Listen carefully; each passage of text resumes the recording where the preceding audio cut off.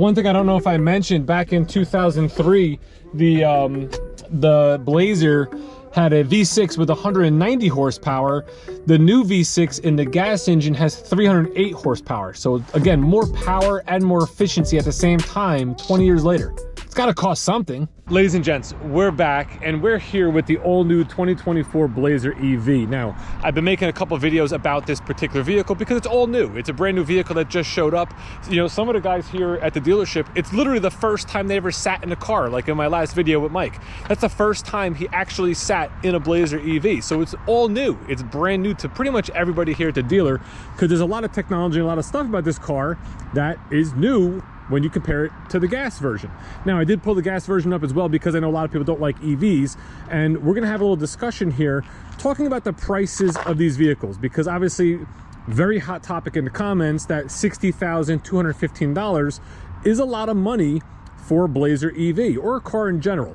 Now, I brought this one here. This is a gas RS, pretty much fully loaded. It does have the sunroof, whereas the EV does not. This lists out at $52,115. So the gas Blazer is $8,000 less than the electric Blazer, right? Now, with the federal incentive that the EV Blazer qualifies for, you're immediately taking $7,500 off this car if you qualify for that. Here in New Jersey, you're also not paying sales tax on this car, which you are on the gas vehicle. So when we do the comparison, which I did a couple of videos ago, the Blazer EV is actually about $2,800 less than the gas version if you qualify for the full $7,500 incentive. And I think after the year, somebody had commented that they're actually lifting the income requirements or so. So pretty much everyone will qualify for it. So $7,500 off, no sales tax here in New Jersey, cheaper vehicle when you compare EV versus gas. Now, this is not what... It's a gas car. This video is about, are these vehicles too expensive? Is $60,000 or $52,000 too expensive for these Blazers? And I gotta tell you, I don't think they're too expensive. I think it's a different problem we have, which we're gonna get to at the end of this video. Let me explain why. I've been spending a lot of time in this Blazer EV in the last few days, just learning all the intricacies about it because it's exciting to me. I actually like the powertrain. I like driving electric cars. I think it's pretty cool. And after all the comments yesterday about how the vehicle's so expensive and how it's not worth it, and you know, you could read them yourself, I started thinking about it and I was like, man, there's so much in this car today. You know, is it a good value? Is it a good value for what you're getting? And I was like, how do you really compare that? How do you find out whether it's something that's actually worthwhile? So I thought to myself, well, let's go back 20 years. Let's go to a 2003 Blazer and see what was offered and how much it was. And I have it right here. So in 2003, if you wanted to get a four-door Chevy Blazer, it shows it as a base model four-wheel drive, but it looks like it's the fully loaded model. The original MSRP of that vehicle was $26,570. And then on the site, I was able to kind of go down option by option and see things that you could add. So for instance, we were able to add a preferred equipment group. We also added the convenience package for $322.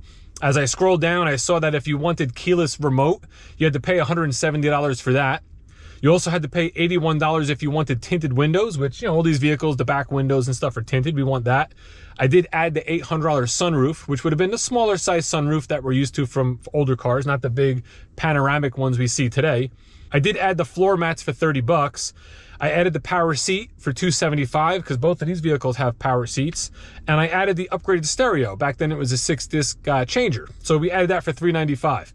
So when I add all those features in that I would want in my car, and I left some of the stuff out. I left out like the limited slip. I left out the trailering package. I left certain things out. We came up to $29,328. So pretty much a fully loaded Blazer back in 2003, if you added everything, you could pretty much say it's about $30,000 for that vehicle. 20 years ago, Chevy Blazer. 20 years later, Chevy Blazer, double the price, $60,000 before the incentive. So really $22,000 to $23,000 more 20 years later. What does that $22,000 get you? And is it worth it? So let's go through it and ask ourselves, did the 2003 Blazer have humongous screens with all sorts of infotainment, navigation, and capability that connects with smartphones and Bluetooth technology and Wi-Fi hotspots? Did the 2003 have that? Did the 2003 Blazer have a wireless charging pad? Did it have a heated steering wheel? Did it have power folding mirrors? How about a memory driver's seat? Did it have a backup camera with surround vision? How about a rear camera mirror? I didn't notice in the paperwork, but back in 2003, the Blazer may have had heated seats, but I can assure you it did not have ventilated seats. You see a little speedometer up there? That's the head-up display where it puts your speed and certain things on the windshield. They didn't have that in 2003. Nor did they have lane departure warning with lane keep assist. That's where the camera that faces front can actually see the lane lines, and if you get too close to the lane line, it'll nudge the wheel to put you back in your lane. That same camera also has forward collision alert, where you could adjust your gap of how soon you'll get warnings if you're approaching a pedestrian or vehicle not showing any signs of stopping. And the vehicle could apply full force brake to try to stop the vehicle to either lessen an impact or hopefully avoid it altogether. On our touchscreen radio here, which they didn't have back in 2003, auto high beams, this is something that camera can do as well. It can sense vehicles you're approaching, either behind them or oncoming to them, and it can cycle your high beams on or off automatically for you.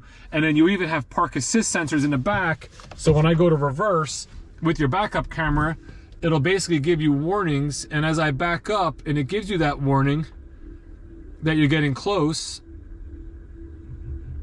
it'll look just like that.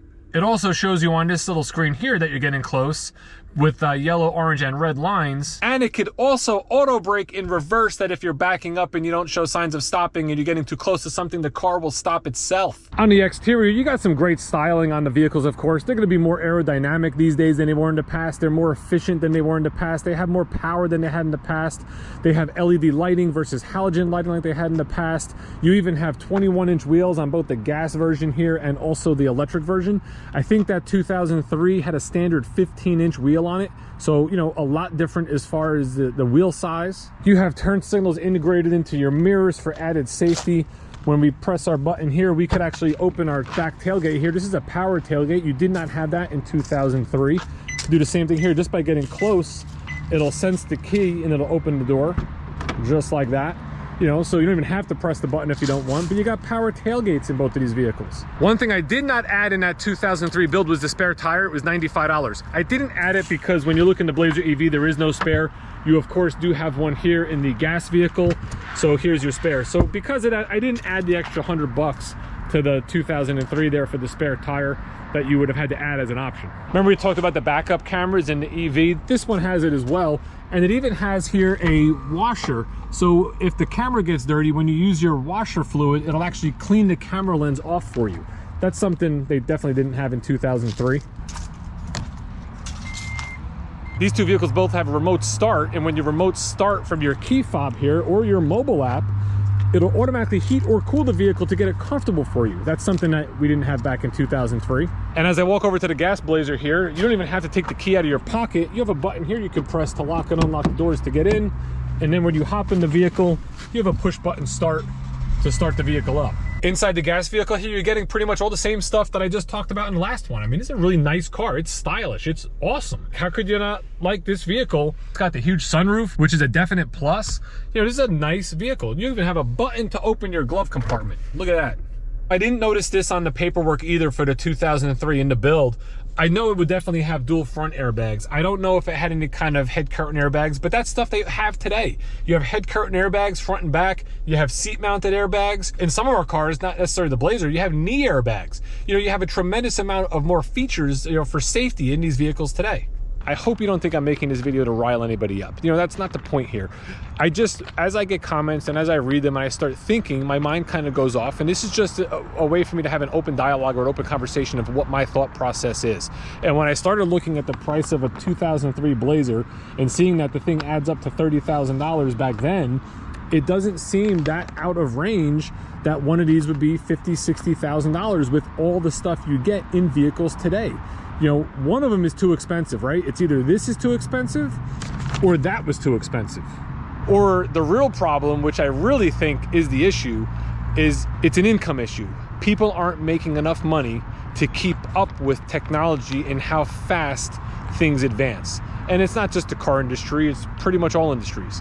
20 years ago, there was no iPhone. Now you get a new phone, it's a $1,300 iPhone, a $1,600 iPhone. Back in 2003, you would have got a $40 flip phone for free by signing a 1-year contract. Everything has increased so much except people's income. So you have to look at your own personal situation like I did. I had a little conversation with myself. I did the math. I make what a lot of people would consider good money selling cars. But in my head, where I wanted to go, the things I wanted to do, and when I wanted to do them, I realized, you know what? I got to do something to make some more money. That's why I started this YouTube channel, to inform, educate about Chevy product, and to make some extra money on the side. Try to do the same thing. Find a way to make more money, and then 60 grand, 50 grand, 1,000 a month, it won't matter as much.